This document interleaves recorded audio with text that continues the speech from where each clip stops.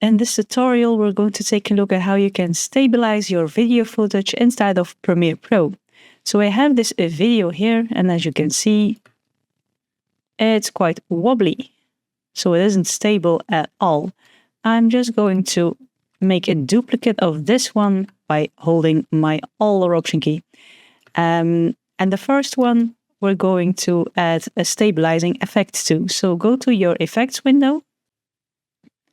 And if effects isn't visible, you can go to window and then choose effects here, or press Shift 7 as a shortcut.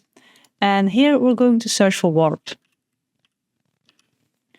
And warp gives you the warp stabilizer, and we're just going to drag it on top of the video footage, and you will first get this blue bar which says Premiere is analyzing your video, and then when it is analyzed you will get this orange bar saying it is stabilizing the video. So now your video has been stabilized, so we can check.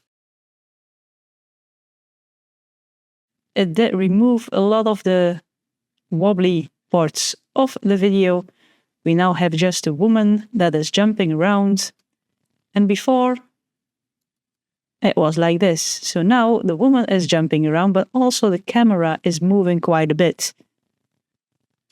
So if you want to stabilize some of your video footage, you can use the warp stabilizer in the effects window, and Premiere Pro will analyze your video for you and stabilize it.